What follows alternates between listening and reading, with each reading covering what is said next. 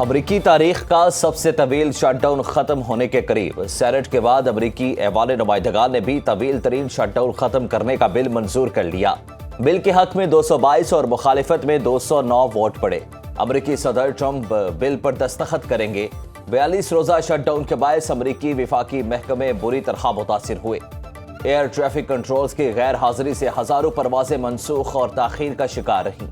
امریکی میڈیا کے مطابق بل کی منظوری کی صورت میں حکومت کے لیے 30 جنوری تک فنڈز فراہم کیے جائیں گے۔ دہشت گرد ہار گئے، کرکٹ جیت گئی، شکریہ سری لنکا۔ سری لنکن بورڈ دورہ پاکستان جاری رکھنے پر رضامند۔ Chairman P C B Mohsin Naqvi نے Sri Lankan high commissioner, team management اور کھلاڑیوں سے ملاقات کی۔ محسن نقوی نے بحیثیت وزیر داخلہ فول پروف سیکیورٹی کی یقین دہانی کرائی۔ سری لنکن کرکٹ بورڈ کے اعلامیے کے مطابق پی سی بی سے اظہار یکجہتی کرتے ہوئے کھلاڑیوں کو دورہ جاری رکھنے کی ہدایت کی۔ اعلامیے میں کہا گیا ہے کہ پی سی بی نے سری لنکن کھلاڑیوں کو مکمل تحفظ کی یقین دہانی کرائی ہے۔ وانا اور اسلام آباد کچہری واقعات میں بھارت اور افغانستان ملوث، افغانستان دہشت گردوں کو لگام دے۔ وزیر اعظم شہباز شریف کا قومی اسمبلی سے خطاب، کہا بدقسمتی سے پاکستان پر حملوں میں افغان سرزمین استعمال ہو رہی ہے۔ وانا کیڈٹ کالج حملے نے سانحہ اے پی ایس کی یاد تازہ کر دی۔ پاک فوج کے آپریشن میں تمام دہشت گردوں کو ہلاک کیا، جن میں بدقسمتی سے افغانستان سے بھی لوگ شامل تھے۔ کامیاب آپریشن پر پاک فوج کو سلام پیش کرتا ہوں۔ افغان عوام کی ہم نے 40 سال میزبانی کی اور وہ ہمیں یہ صلہ دے رہے ہیں۔ مارکہ حق میں دشمن سے جو بدلے لیے اس پر دنیا دنگ رہ گئی۔ آرمی چیف کو فیلڈ مارشل کا ٹائٹل دیا گیا تو پوری قوم نے اس فیصلے کو سراہا۔ بھارت کو 4 دن کے مارکے میں شکست فاش دی۔ نریندر مودی بے بسی کا شکار تھا اور اب بھی ہے۔ پاکستان کی ترقی اور خوشحالی میں ان دہشت گردوں کو حائل نہیں ہونے دیں گے۔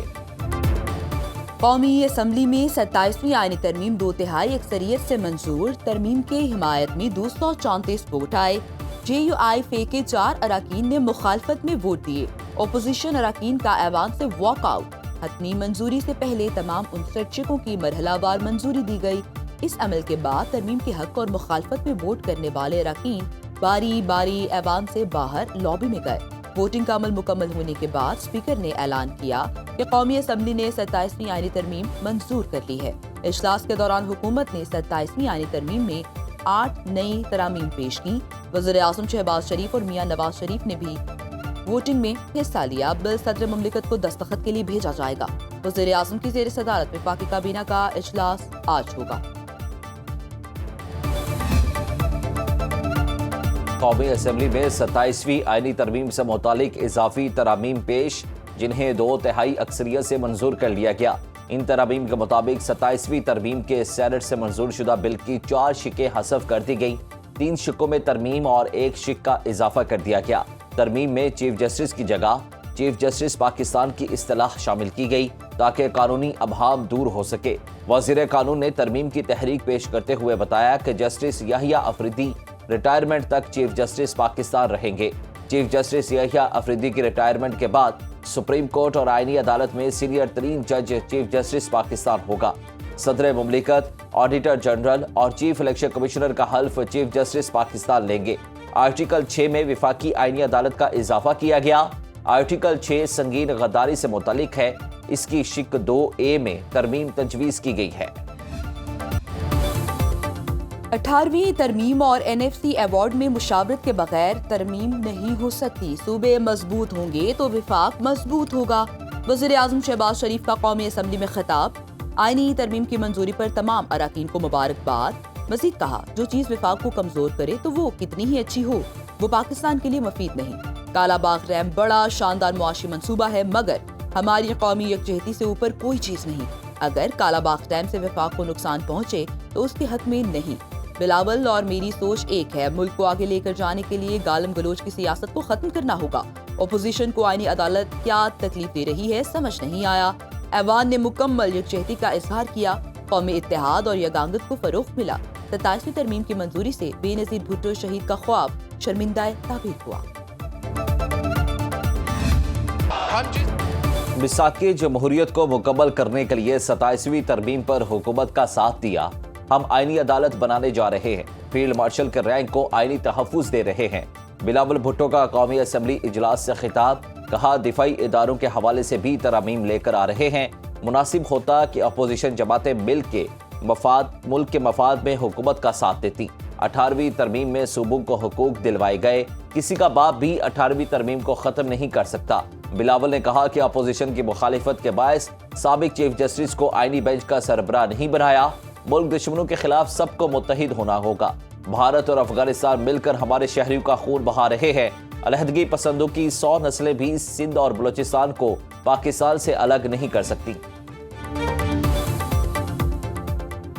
وفاقی آئینی عدالت 24 گھنٹوں میں قائم کرنے کی تیاری۔ ذرائع کے مطابق حکومت نے نئی آئینی عدالت کی چیف جسٹس اور دیگر ججز کے تقرر پر بنیادی کام مکمل کر لیا۔ صدر مملکت وزیر اعظم کی ایڈوائس پر وفاقی آئینی عدالت کے ججز کا تقرر کریں گے۔ حکومتی ذرائع کے مطابق آئین کے آرٹیکل 6 میں بھی کچھ ترمیم کی جا رہی ہے۔ سپریم کورٹ اور دوسری عدالتوں کے ساتھ اب آئینی عدالت بھی آرٹیکل 6 کی خلاف ورزی کو جائز قرار نہیں دے سکتی۔ وفاقی وزیر قانون اعظم نذیر تارڑ کہتے ہیں موجودہ chief justice he chief justice of Pakistan ہوں گے۔ آرٹیکل 6 میں ایک ہائی ٹریژن کے حوالے سے ترمیم ہے، اس میں آئینی عدالت کے لفظ کو شامل کیا جا رہا ہے۔ پی ٹی آئی 27ویں آئینی ترمیم کو اقتدار میں آ کر ختم کر دے گی۔ بیرسٹر گوہر نے کہا کہ ہم نے چیف جسٹس پاکستان کا عہدہ ختم کرنے کی نشاندہی کی تھی، حکومت اپنے بل میں ترامیم لے آئی، ہم اسے بھی مسترد کرتے ہیں۔ یہاں آئین کے ساتھ جو کھلواڑ ہوا پوری دنیا میں کہیں ایسا نہیں ہوتا۔ پاکستان کے ساتھ تھے اور ہمیشہ رہیں گے۔ پارلیمان میں نواز شریف کے لیے کسی نے ریڈ کارپٹ نہیں بچھایا۔ محمود اچکزئی بولے کہ 27ویں آئینی ترمیم نے آئین اور قانون کا جنازہ نکال دیا، احتجاج کریں گے اور عوام کی طاقت سے حکومت کا راستہ روکیں گے۔ اسد کیسر نے کہا کہ 27ویں آئینی ترمیم نے آئین اور قانون کا جنازہ نکال دیا، پی ٹی آئی کسی صورت اس ترمیم کو نہیں مانتی۔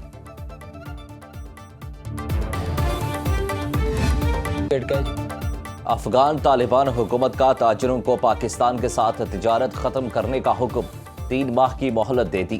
افغانستان کے نائب وزیر اعظم برائے اقتصادی امور ملا عبدالغنی برادر نے افغان تاجروں سے کہا کہ وہ متبادل راستے اور تجارتی منڈیاں تلاش کریں۔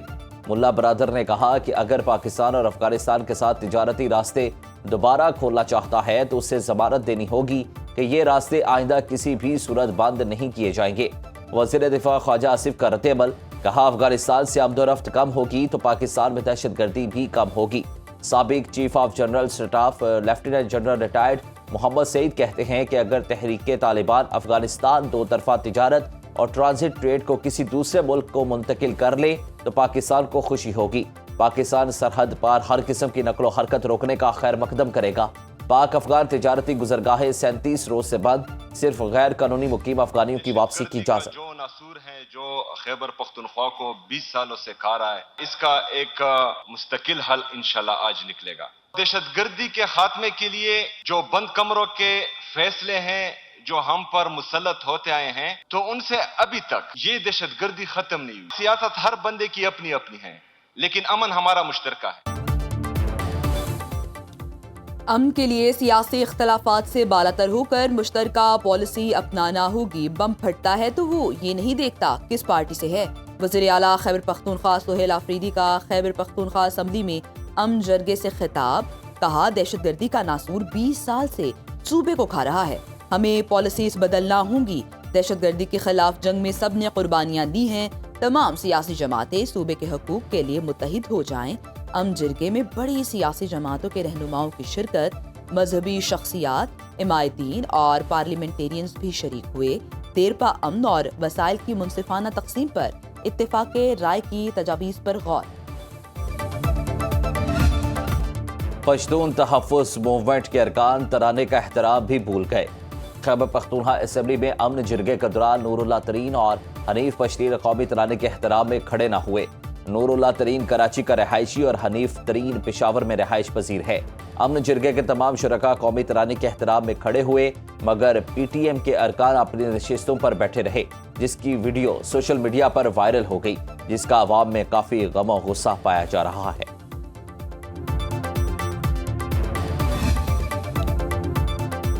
اسلام آباد کچہری دھماکے کی تحقیقات میں اہم پیش رفت، पुलिस ذرائع के मुताबिक हमलावर को जुडिशल कॉम्प्लेक्स तक लाने वाले मोटरसाइकिल राइडर को पकड़ा गया।